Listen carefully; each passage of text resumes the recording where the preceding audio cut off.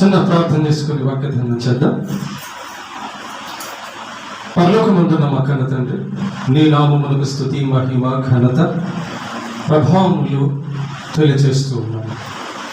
నీ పక్షాన నీవు నిలబెట్టుకున్న నీ దాసుడైన నేను అల్పజ్ఞుడను, పాపిని, నిష్ప్రయోజకుడను.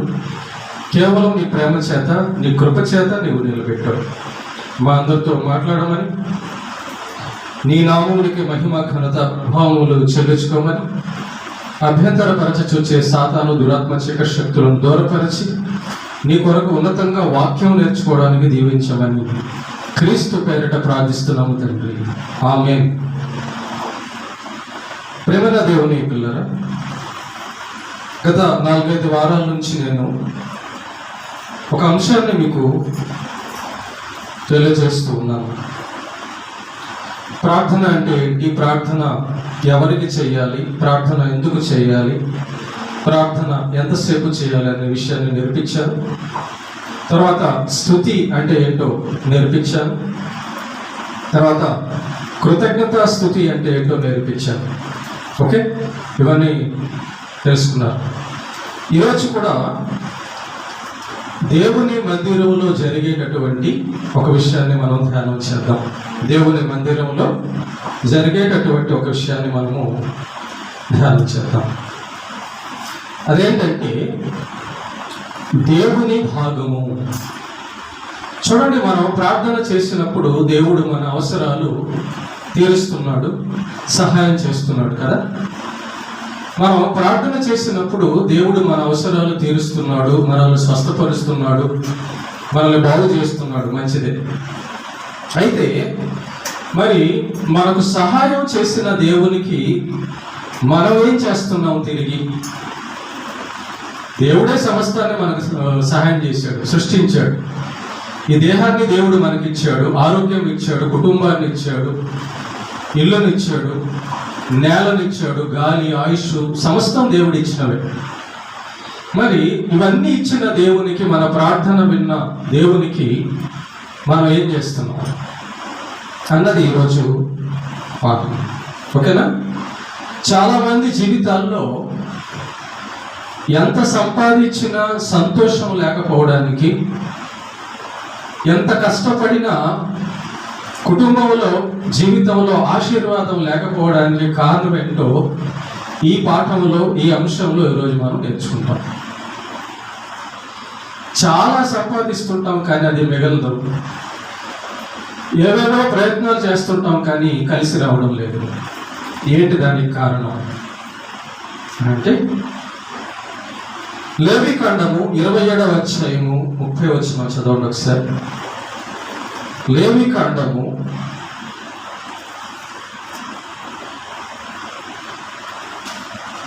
27వ అధ్యాయము 30వ వచనం తీసుకున్నాను, చదవండి.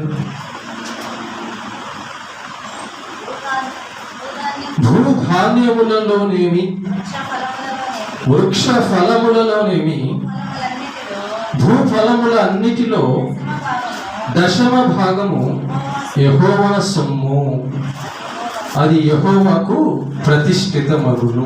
10వ భాగము అనే మాటకు అర్థం విన్నారా, తెలుసుకున్నారా, చూసారా ఎప్పుడైనా? దశమ అంటే 10వ వంతు, 10. రోజుకు దేవుడు మనకి 24 గంటలు ఇచ్చున్నాడు. ఈ 24 గంటల్లో మన కార్యక్రమాలకు, మన శరీర పని కార్యక్రమాలకు పోగా చాలా టైం ఉంటుంది. అయితే దేవుడు మనకిచ్చిన ఈ కాలంలో కనీసం రోజుకు 2 గంటలైనా దేవుడికి ఇవ్వగలుగుతున్నామా?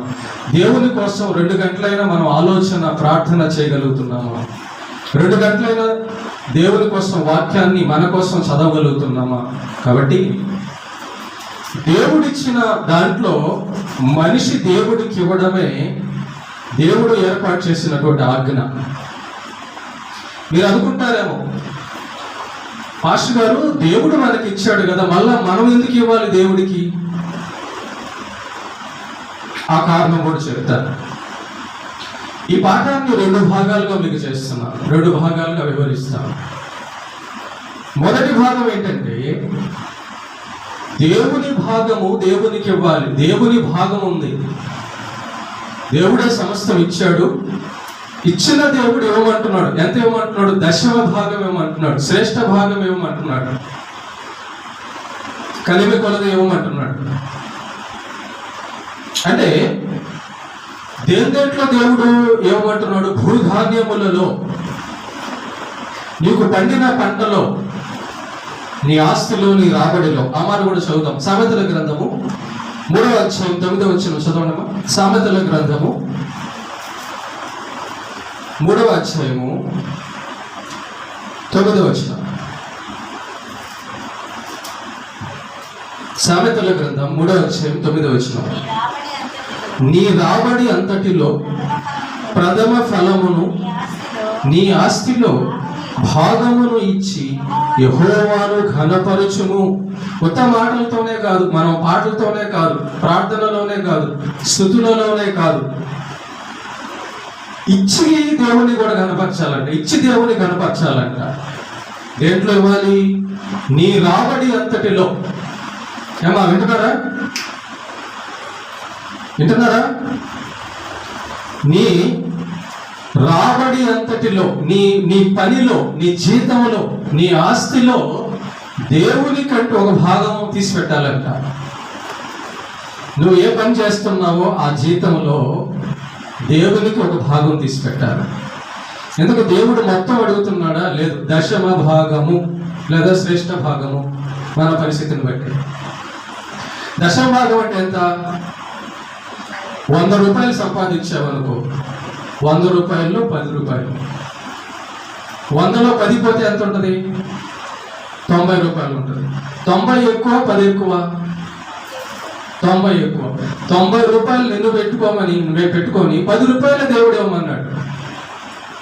కానీ చాలా మంది ఏం చేస్తుంటారంటే ఆ 90 రూపాయలు కూడా తీసేసుకొని 10 రూపాయలు కూడా తీసేసుకుంటుంటారు. దీని వలన ఏం నష్టం జరుగుతుందో మీకు చెప్తాను. ప్రేమను గౌరవించారా? మనం అనుకుంటామేమో మన జీతం తక్కువ, మన పని తక్కువ, మన పరిస్థితులు తక్కువ. పరిస్థితులను బట్టి ఇవ్వాలి, కాదనడం లేదు. కానీ ఉన్న పరిస్థితుల్లో కూడా, దేవుడిచ్చిన పరిస్థితుల్లో కూడా సమయాన్ని కానీ ధనాన్ని కానీ దేవుడికి ఇవ్వని వారి విషయంలో ఏం జరుగుద్ది చూద్దాం. ఆ వచనం చూద్దాం.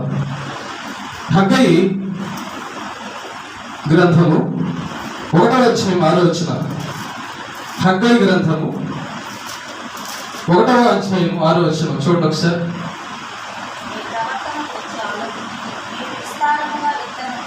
మీరు విస్తారముగా విత్తినను కొంచెమే పండెను. మీరు భోజనము చేసినను ఆకలి తీరకై ఉన్నది, పానము చేయుచున్నను దాహము తీరక ఉన్నది, చలి ఆగకున్నది. జీతము సంపాదించుకొనినను జీతము చినిగిపోయిన సంచిలో వేసినట్టు ఉంది. నెలంతా పనిచేసి డేట్లో వేసినట్టుందంట. చినిగిపోయిన సంచిలో వేసేసారు అనుకో, ఆ జీతం అంతా పోయినట్టే. కాబట్టి ఎందుకు ఇలాగుంది పరిస్థితి? మనం ఎంత సంపాదించినా, ఎంత కష్టపడినా మన కుటుంబంలో చిల్లులో సంచిలో వేసినట్టు ఎందుకు ఉంది? కాబట్టి ఈ కారణాన్ని కానీ మనం తెలుసుకోగలిగితే, ప్రేమ దేవుని బిడ్డలారా, ఈ కారణాన్ని బట్టి వచ్చేటటువంటి సమస్యను బట్టి, శాపాన్ని బట్టి, దుఃఖాన్ని మనం తప్పించుకోవచ్చు. ఎంత సంపాదించినా చినిగిపోయిన సంచిలో వేసినట్టుందంట. ఎంత తిన్నా తృప్తి లేదంట, ఎంత తాగినా తృప్తి లేదంట. జీవితంలో మనశ్శాంతి, సుఖం అనేది, సంతోషం అనేది లేదంట. దీనికి కారణం ఏంటి? ప్రేమతో పెట్టారా? మలాకీ గ్రంథం 3వ అధ్యాయం 8వ వచనంలో ఉంది చూడండి. దానికి కారణం ఏంటో. మలాకీ గ్రంథము 3వ అధ్యాయము 8వ వచనం. మానవుడు దేవుని యొద్ద దొంగిలున అయితే మీరు నా యొద్ద దొంగిలింతిరి. దేని విషయంలో మేము నీ యొద్ద దొంగిలితిమని మీరు అందరూ 10వ భాగమును ప్రతిష్టార్పణలను ఈయొక్క దొంగిలితిరి. చూసారా, దేవుడి దగ్గర దొంగతనం చేస్తున్నారంట. దేవుని డబ్బు ఇందాకేమన్నాడు? 10వ భాగము యెహోవా భాగం, అది యెహోవా ధనము. అది నువ్వు 100 రూపాయలు సంపాదిస్తే ఆ 100 రూపాయల్లో 90 రూపాయలే నీవి, 10 రూపాయలు దేవుడిది. అది నీకు 24 గంటలు దేవుడు ఇస్తే ఆ 24 గంటల్లో 22 గంటలు నీది, 2 గంటలు దేవుడిది. నీకు దేవుడు వారం ఇస్తే ఆ వారంలో సోమవారం నుంచి శనివారం వరకే నీది, ఆదివారం దేవుడిది. కాబట్టి దేవుడికి రావలసిన భాగము ఇవ్వక, దేవుడికి ఇవ్వవలసిన సమయము ఇవ్వక ఉండుట అంట దేవుని దగ్గర దొంగతనం చేయడం అంట. నేను దొంగతనం చేస్తే ఆశీర్వాదాలు వస్తాయా, శాపాలు వస్తాయా? శాపాలు వస్తాయి. ప్రేమగా ఉండుట దేవుడు ఏమంటున్నాడంటే, సోమవారం నుంచి శనివారం వరకు నీ పని చేసుకో, 6 రోజులు మంచి పని నువ్వు కష్టపడి ఏదైనా చేసుకో. సోమవారం నుంచి శనివారం వరకు 6 రోజులు సంపాదించుకో. కానీ 7వ రోజు మాత్రం ఆరాధన దేవుడికి ఇవ్వాలి. 7వ రోజు దేవుని రోజు, 7వ రోజు దేవునికి ఇవ్వవలసిన రోజు. నీకు 1 కోటి రూపాయలు వచ్చినా, ఎంత పని ఉన్నా, ఎంత అవసరం ఉన్నా, ఆ రోజు దేవుని ఆరాధన దేవుడికి ఇవ్వవలసిందే. మనలో చాలా మంది ఏదైనా పనిలో లేదంటే కుటుంబంలో ఉన్న సమస్యను రకరకాల కారణాలు బట్టి ఆదివారం ఆరాధన మానేస్తారు. ఆదివారం ఆరాధన మానేసిన దేవుడికి ఇవ్వవలసిన టైం, ఆరాధన టైం ఇవ్వకపోయినా నీ జీవితంలో సంతోషం ఉండదు. చిల్లి సంచిలో డబ్బులు వేసినట్టు ఉండదు. ఆదివారం అనేది దేవుడు ఏర్పాటు చేసినటువంటి నియమం. ఆరాధన అనేది, మందిరం అనేది దేవుడు ఏర్పాటు చేసినటువంటి నియమం. భాగము, దైవ భాగం అనేది దేవుడు ఏర్పాటు చేసినటువంటి భాగం. కాబట్టి ఏ భక్తుడైతే, ఏ క్రైస్తవుడైతే, ఏ దైవ బిడ్డలైతే దేవునికి టైం ఇవ్వరు, 10వ భాగం దేవునికి తమ రాబడిలో, తమ పనిలో, జీతంలో ఎవరైతే ఇవ్వరో అలాంటి వారి జీవితాల్లో ఎప్పుడు కూడా మనశ్శాంతి ఉండదు అంటున్నాడు దేవుడు. ఎంత సంపాదించినా నువ్వు మీరు అనుకుంటారేమో, పాస్టర్ గారు మా దగ్గర ఏముంది, మేము ఏమి ఇవ్వగలం, కొంచెమే కదా మేము సంపాదిస్తున్నాం, ఆ ఉన్నది మా అప్పులకి లేదా మా సమస్యలకి సరిపోవడం లేదంటారు కదా. అదే అదే అదే సమస్య. మనం ఏం చేస్తున్నామంటే ఇంత దాన్ని చూసి ఇంత దాంట్లో కొంచెం దేవుడికి ఇస్తే అసలు ఏముంటది అనుకుంటున్నాం. కానీ ఇంత దాన్ని దేవుడు ఎంతదైనా చేయగలడు. మరి విత్తనం ఎంత ఉంటుంది ఏమా, ఎంత ఉంటుంది, చెట్టు ఎంత ఉంటుంది చూసారా? కాబట్టి మర్రి విత్తనం అంత ఉంటుంది, ఓకేనా? కానీ అది దాంట్లో నుంచి మనుషులు మొయ్యలేని, పెరకలేనటువంటి మహావృక్షాన్ని దేవుడు తీసుకొస్తున్నాడు. కాబట్టి మన విశ్వాసంలో ఉంది. మనం కొంచెం రాబడిని చూసి ఈ కొంచెం రాబడిలో దేవునికి 10వ భాగం ఇస్తే ఇంక నేనేం తినాలి, నేనేం కట్టుకోవాలి అనుకుంటారు.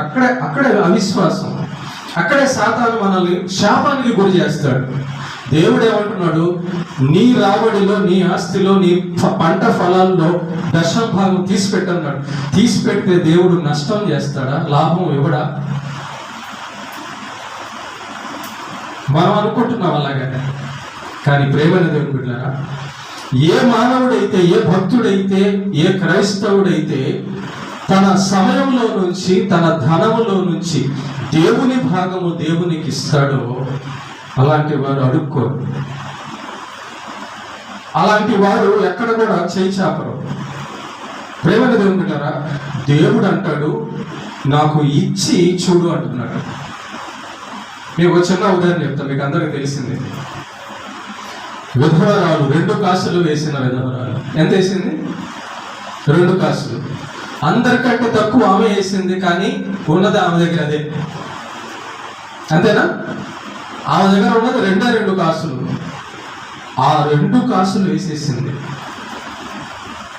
నిజంగా దేవుడు అంటే ఎంత ప్రేమ, దేవుడు అంటే ఎంత భయభక్తులు కలిగి ఉందో ఆ తల్లి కదా.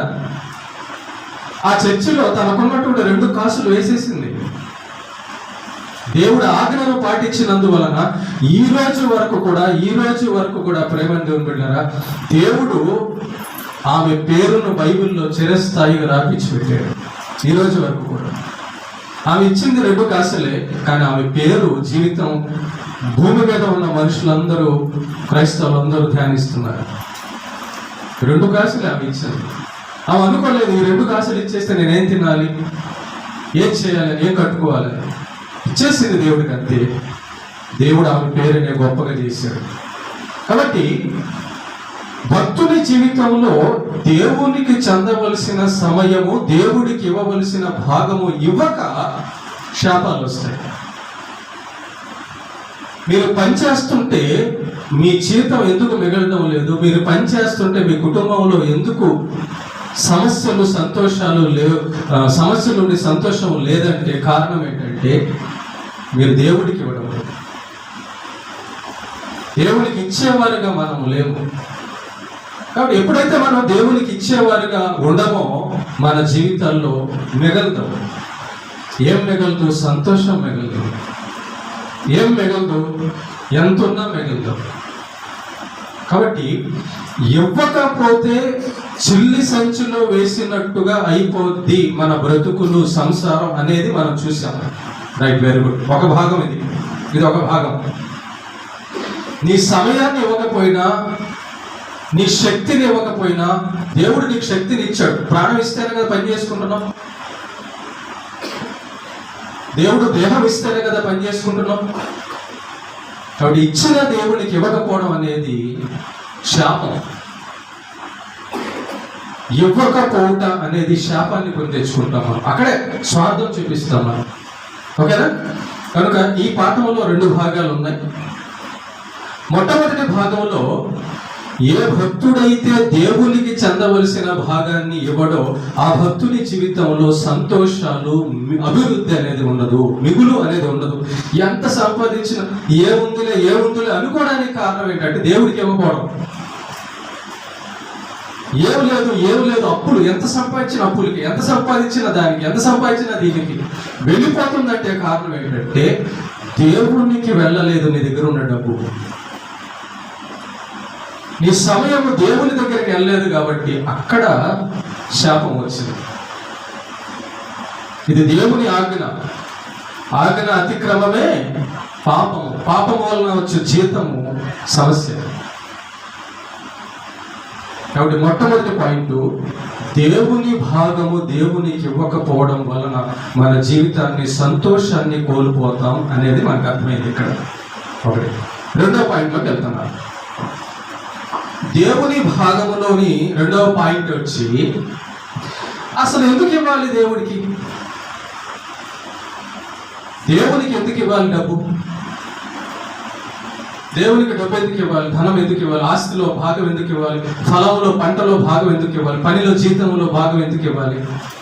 ఆలోచించేద్దాం. దేవునికి ఎందుకు ఇవ్వాలంటే దేవుడు పరలోకంలో కొనుక్కోడు 500 రూపాయల నోట్లు, 200 రూపాయల నోట్లు పెట్టుకోవాలి. దేవుడు మన బియ్యాన్ని, మన అన్నాన్ని, మన పంటని, మన కూరగాయల్ని పరలోకంలో తీసుకోడు. దేవుడు ఎందుకు ఇవ్వమన్నాడు అంటే, 10వ భాగము కానీ లేదా శ్రేష్టమైన భాగం ఎందుకు ఇవ్వమన్నాడు అంటే, నీ కోసం ప్రార్థన చేయడానికి దేవుడు ఒక దైవజనుని ఏర్పాటు చేశాడు, ఒక మందిరాన్ని ఏర్పాటు చేశాడు. ఆ దైవజనుడు లోకంలో ఉన్న పనులు కాకుండా నీ పని మీద ప్రార్థన చేస్తుంటాడు. నీ గురించి దేవుడికి చెప్పే పని చేస్తుంటాడు. మీకు ఒక చిన్న ఉదాహరణ చెప్తా, బాగా అర్థమవుతుంది. ఏమంటే పాస్టర్ గారు ప్రార్థన చేస్తే పాస్టర్ గారికి లేదా మందిరానికి ఇవ్వాలనండి, దేవుడికి ఇవ్వాలని అంటే టీచర్ ఏం పని చేస్తారమ్మా?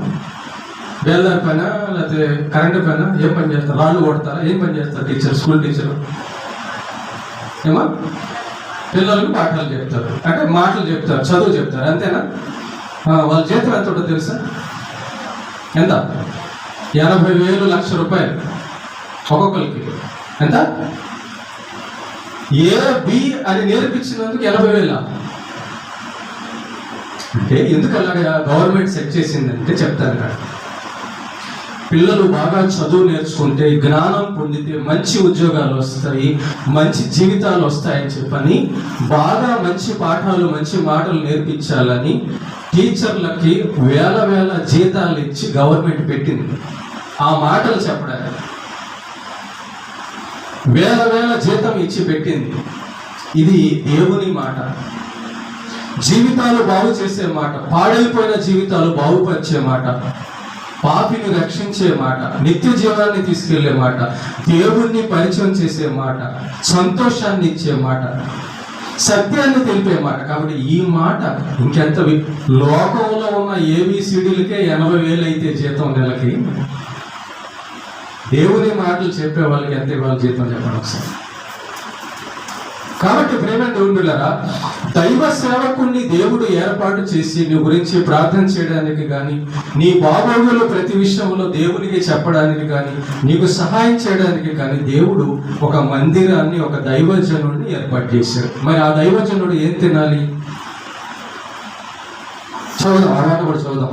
1 కొరింథీ 9:14 కొరింథీయులకు రాసిన మొదటి పత్రిక 9:14. అలాగున సువార్త ప్రచురించు వారు సువార్త వలన జీవింపవలెనని ప్రభువు నియమించున్నాడు. కాబట్టి మందిరములో సేవ చేసే దైవజనుడు పాస్టర్ గారు మందిరంలో వచ్చేటటువంటి రాబడి వలన జీవించారు. మందిరంలో వచ్చే కానుకల వలన, చందా వలన, దశమ భాగాల వలన పాస్టర్ గారు జీవించారు. పాస్టర్ కూడా ఖర్చులు ఉంటాయి. పాస్టర్ గారు కూడా పెట్రోల్ ఖర్చు ఉంటుంది. పాస్టర్ గారికి కూడా కరెంటు బిల్లు ఉంటుంది. పాస్టర్ గారికి కూడా కుటుంబం ఉన్న వాళ్ళు, భార్య బిడ్డలు అన్నీ ఉంటాయి, చదువులు ఉంటాయి, రకరకాల పరిస్థితులు అన్నీ ఉంటాయి. కాబట్టి మరి ఆ ఖర్చులంతా పాస్టర్ గారు ఎక్కడి నుంచి వస్తాయి? ప్రజల గురించి, భక్తుల గురించి ప్రార్థన చేసేటప్పుడు, సువార్త చేసేటప్పుడు మీరు దేవుడి మాటలు నిలబడి 2 గంటలు చెప్తాడే. స్కూల్లో టీచరు పాఠాలు చెప్పే స్కూల్లో టీచర్కి వేల జీతాలు. కాబట్టి దేవుడు కూడా అందుకే ఏం చేశాడంటే, మీ బాగోగులు ప్రార్థన చేసి దేవునికి తెలియచేయడానికి, మీ గురించి ప్రార్థన చేసి మీకు మంచి చేయడానికి ఏర్పాటు చేసిన దైవజనులు జీవనోపాధి కోసం ఈ యొక్క దశమ భాగాలు, కానుకలు దేవుడు ఏర్పాటు చేశాడు. ఒకటి. దాంట్లో ఇంకోటి కూడా ఉంది. ఈ యొక్క మందిరానికి వచ్చే వాళ్ళల్లో అందరు డబ్బున్నోళ్ళే ఉండరు, అందరూ తిన్నవాళ్ళే ఉండరు. ఆకలిగా ఉన్నోళ్ళు, పేదోళ్ళు, బట్టలు లేని వాళ్ళు, రకరకాల వాళ్ళు కూడా వస్తారు. వచ్చినప్పుడు పాస్టర్ గారిని అడుగుతారు, అయ్యా ఒక ముద్ద అన్నం పెడతారా, అయ్యా ఏదన్నా సాయం చేస్తారా అన్నప్పుడు మందిరంలోకి వచ్చి అడిగే వారికి లేదు అని పాస్టర్ గారు చెప్పకుండా ఉండే విధంగా మందిరంలో ఉండడం కోసం దేవుడు ఇవన్నీ ఏర్పాటు చేశాడు. చదవండి, ఆ మాట కూడా చదవండి. మలాకి 3:10 చదవండి. మలాకి 3:10. మలాకి గ్రంథము 3:10. నా మందిరములో ఆహారం ఉండునట్లు 10వ భాగమంతయు మీరు నా మందిరము నిధిలోనికి తీసుకుని రండి. దీన్ని చేసి మీరు నన్ను శోధించిన ఎడల నేను ఆకాశపు వాక్యములను విప్పి పట్టజాలనంత విస్తారముగా దీవెనలు కురిపించదనని సైన్యములకు అధిపతియగు యెహోవా సెలవించుచున్నాడు. చూసారా? కాబట్టి మందిరం అనేది ఆశ్రయ స్థానము. మీకు తెలుసు, మన మందిరంలో ఎంతమందిని మనం పోషించామో, ఎంతమంది పెద్దలను మనం చూసుకొని వాళ్ళ భూస్థాపన కార్యక్రమాలన్నీ కూడా చేస్తామో మీకు తెలుసు. ఈ మందిరంలో భోజనం పెట్టడం గౌరవారంలో ఈ మందిరంలోనే స్టార్ట్ అయింది. ఈ మందిరంలో భోజనం పెట్టడం చూసి చాలా మంది నేర్చుకున్నారు వాళ్ళ చర్చిల్లో. ఈ మందిరంలో నుంచి ముసలి వాళ్లకు, వృద్ధులకు, అనారోగ్యులకు సహాయం అందుతుంది.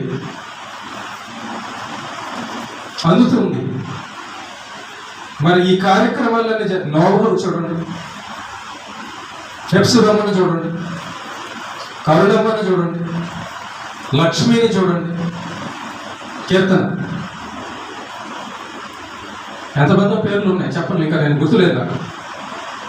వీళ్ళందరికీ మందిరంలో నుంచే సహాయం అందింది. మందిరం ఉంది కాబట్టి సహాయం అందింది. దైవజనుడిని దేవుడు పెట్టాడు కాబట్టి సహాయం అందింది. మరి మందిరంలో దైవజనుడు లాంటి కార్యాలు చేయాలంటే మందిరంలో ఉండాలి. పేదోళ్ళ గొప్పోళ్ళో అని కాదు, నీ స్థితిలో విధవరాలు తనకున్న స్థితిలో 2 కాసులు ఉన్న స్థితిలో ఇవ్వగలిగింది. దేవుడు ఆమె పేరుని చెప్పాడు, ఆమెను ఆశీర్వదించాడు, దీవెనలతో నింపాడు. ఆమె ఏమనుకుందో తెలుసా? నా దేవుని మందిరంలో ఉండాలి. ఆవిడ అక్కడి నుంచి సహాయం అందుతున్నాను. ప్రేమల దేవుని బిడ్డలారా, సువార్త పరిచర్య. అనేక మంది నిజమైన దేవుణ్ణి ఎరగకుండా నరకానికి వెళ్ళిపోతున్నారు. మరి వాళ్ళందరికీ సువార్త చేయాలి, వాళ్ళందరికీ దేవుని మాటలు ప్రకటింప చేయాలంటే మరి దైవజనుడు వెళ్ళాలిగా, ఊరు తిరగాలిగా. మరి ఊరు తిరగాలంటే ఖర్చులదా? సువార్త పరిచర్య కొరకు, ఆత్మల రక్షణ కొరకు. అదే కాకుండా మందిరం యొక్క మెయింటెనెన్స్ చూడండి. ఈరోజు ఈ గోడలన్నీ ఇలా ఉన్నాయి అంటే మన లోపల ఈ ఫ్యాన్ ఇబ్బంది లేకుండా ఉన్నాము అంటే మెయింటెనెన్స్ ఉంది దానికి. అదే పాతకాలంలో పూలు గుడిసెలు ఉండేవి. సంవత్సరం మళ్ళా తాటాకులు కప్పుకోవాల్సి వచ్చేది, మట్టి మళ్ళా ఊడిపోయేది వర్షం పడి, మళ్ళా మట్టి వేసుకోవాల్సి వచ్చేది. కాబట్టి మందిర మెయింటెనెన్స్ కావాలి, ఇవన్నీ కావాలి. ఇవన్నీ ఎక్కడి నుంచి వస్తాయి? అందుకే దేవుడు ఏమన్నాడంటే, నీ రాబడి అంతటిలో, నీ ఫలములో, భూ పంటలో, నీ జీతంలో దేవునికి ఇచ్చావంటే దీవెనలు వస్తాయి అన్నాడు. కనుక దైవజనుడి నిమిత్తము, దేవుని మందిర మెయింటెనెన్స్ నిమిత్తము, ఆత్మల రక్షణ నిమిత్తము దేవుడు ఈ యొక్క కార్యాలన్నింటినీ కూడా ఏర్పాటు చేశాడు. ఆ కార్యములలో పాలు పందులు పొందక, నాకు చాలేదు, నాకు సరిపోదు, నేను ఇవ్వలేను అనుకోవడమే ఆ శాపానికి కారణం. దానికి కారణం అదే. దేవుడు ఏమన్నాడు, నేను ఇస్తున్నానని చెప్పి ఇచ్చి చూడు, నీ జీవితం ఎలా ఉంటుందో. అవును, సారెపతు స్త్రీ కొంచెం పిండిని దైవజనుడికి ఇచ్చింది, ఇంకెప్పటికీ తరిగిపోని ఆస్తి ఆమెకి నిలబడింది. అపోస్తలులు చేశారు సహాయం. ప్రేమగా దేవుడుకుంటారా? కాబట్టి ఇవ్వడం అనే దాంట్లో ధనం గురించి, సమయం గురించి మనం మాట్లాడుతున్నాం. శరీరాన్ని ఇవ్వమన్నాడు రోమపత్రికలో, హృదయాన్ని ఇవ్వమన్నాడు దేవుడు రోమపత్రికలో. కాబట్టి దేవుని భాగము దేవునికి ఇవ్వకపోవడం కూడా శాపమే. దానివల్ల మన జీవితాల్లో, మన కుటుంబాలలో మిగలటం లేదు, సంతృప్తి లేదు. ఏం తీసుకెళ్తామండి ఇక్కడి నుంచి? ఏమీ తీసుకెళ్ళేది లేదు. ఓకే, కనుక దేవుని భాగం అనే దాంట్లో ఈరోజు పాఠంలో దేవుడికి ఇవ్వవలసిన సమయము ఇవ్వాలి. నీ శక్తితో, దేవుడిచ్చిన శక్తితో పనిచేస్తే ఆ పనిలో, జీతంలో దేవుని భాగం దేవునికి ఇవ్వాలి. నేను మంచం మీద నుంచి దేవుడు లేపాలి, బ్రతికున్నవాడిగా. నీకు బలం ఇవ్వాలి, ఆరోగ్యం ఇవ్వాలి, పని చేసుకోవడానికి. ఇదంతా చేయాలడానికి ఎవరు ఇవ్వాలి? దేవుడు ఇవ్వాలి. మరి దేవుడిచ్చిన అన్నం తింటున్నావు, దేవుడిచ్చిన వర్షం నీళ్ళు తాగుతున్నావు, దేవుడిచ్చిన నేలలో నడుస్తున్నావు, దేవుడిచ్చిన దేహంలో సంతోషం అనుభవిస్తూ నీ కోసం ప్రార్థన చేస్తూ నీ కోసం మందిరాన్ని ఏర్పాటు చేసిన దైవజనుడికి ఇవ్వకపోతే, దేవుడు ఏర్పాటు చేసిన వానికి ఇవ్వకపోతే దీవెనలు రావు. అయితే ఒకటి, తలకు మించిగా కొంతమంది ఏం చేస్తారంటే అప్పులు చేసేసి చేస్తుంటారు. నో, నీ కష్టంలోనే, నీ యొక్క పనిలోనే, నీ రాబడిలోనే, ఉన్న దాంట్లోనే ఇవ్వాలనుకున్నాడు.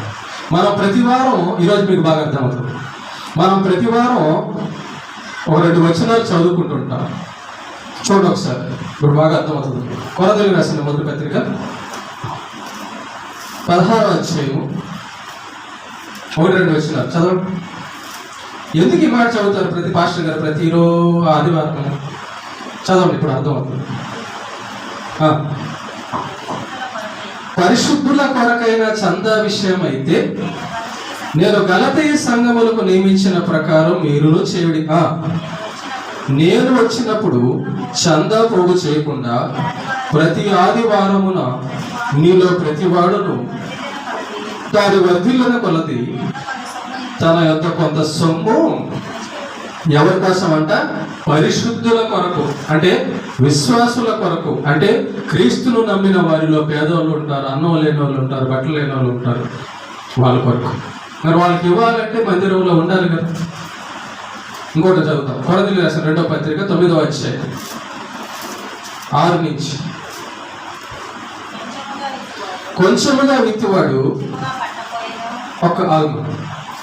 నేను ఒక 10 విత్తనాలు వేసానండి, 10 మామిడికాయ విత్తనాలు వేసాను అనుకో, ఎన్ని చెట్లు వస్తాయి? 10 విత్తనాలకి 10 విత్తనాలకి మొత్తం అన్ని 10 విత్తనాలకి 10 చెట్లే వస్తాయి, అంతేనా? 100 చెట్లు వస్తాయి.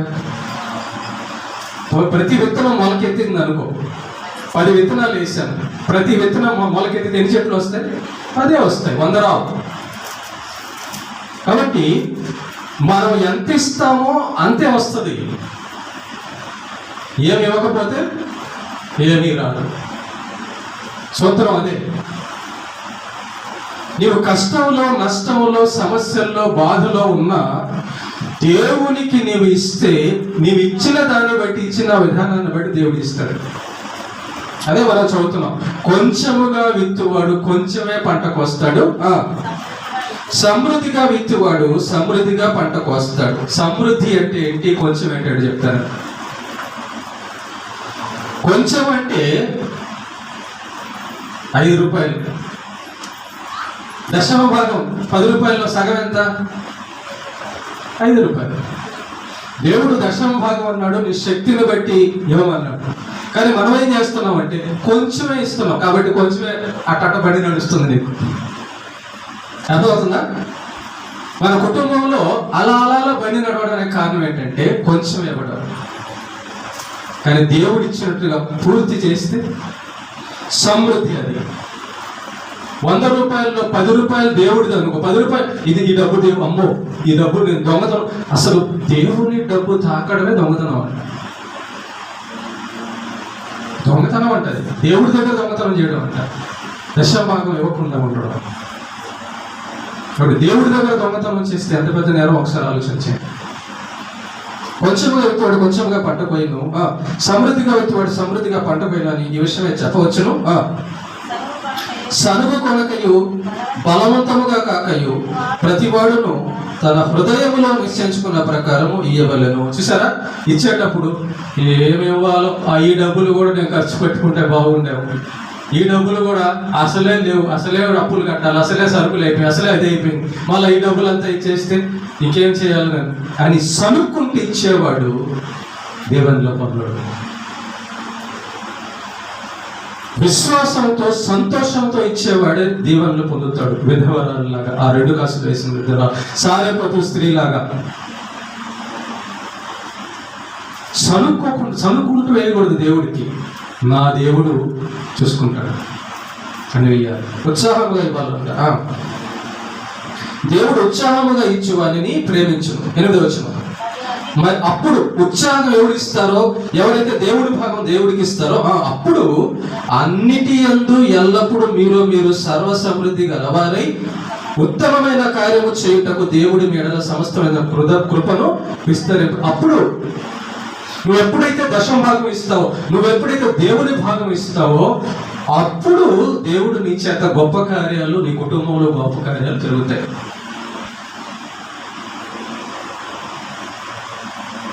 కాబట్టి దేవుని భాగం ఇవ్వడం అనేది ఆజ్ఞ. దేవుని భాగం ఇవ్వకపోవడం అనేది దీవెనలు పోగొట్టుకోవడం. ఓకేనా? ఇంకో మాట చెప్పి నేను ముగించేస్తా. సరే, ఈ వారంలో మేము కూలి పనులు చేసుకునేవాళ్ళం అండి. కూలి పనులు చేసుకునే వాళ్ళ దగ్గర నుంచి ఒకరోజు పని ఉంటుంది, ఒకరోజు పని ఉండదు. ఈ వారంలో మాకు పనులు లేవు. పనులు లేనప్పుడు మరి ఆదివారం ఇవ్వాలంటే ఎక్కడి నుంచి ఇవ్వాలి? ఆదివారం ఇవ్వడానికి డబ్బులు లేవు కాబట్టి మేము చర్చి మానేయొచ్చా అనుకుంటారు. దేవుడికి ఇవ్వడానికి లేదు కాబట్టి, కానుకలు చందా దేవుడికి ఇవ్వడానికి లేదు కాబట్టి మేము చర్చి మానేయాలంటే దేవుడు ఏమంటున్నాడంటే, నీ స్థితిని బట్టి, నీ పనిని బట్టి ఉన్నాడు. తన హృదయంలో నిశ్చయించుకున్న ప్రకారం, తన జీవితంలో ఉన్న ప్రకారం. అంతేగాని సరే లేవు, ఈ వారం లేవు, వచ్చేసాయి, దేవుని ఆరాధన మానుకో. నీ జీవితం కోసం దేవుడు నిన్ను పిలుస్తున్నాడు. నీకు పని ఇచ్చినప్పుడు, నువ్వు పనిచేయగలిగిన శక్తి నీకు వచ్చినప్పుడు, నీకు జీతం వచ్చినప్పుడు ఇవ్వకపోవడం తప్పు. అంతేగాని లేనప్పుడు లేవు కదా అని చెప్పి ఇంట్లో కూర్చోకు. వచ్చి ప్రార్థన చేయి, దేవా ఈ వారం పని దొరకలేదు, డబ్బులు లేవు, దేవుని స్తుతించు. ఒకటి ఉండి కూడా, పని చేస్తూ ఉండి కూడా ఇవ్వని వాళ్ళ విషయంలో చెప్తున్నాడు దేవుడు. కనుక దీవెనలో మనకు రావాలంటే ఖచ్చితంగా దేవుని భాగం దేవునికి వెళ్ళలేదు. అర్థమైంది అందరికీ? అందరికి అర్థమైంది కదా? రైట్. దేవునికి మహిమ కలుగును.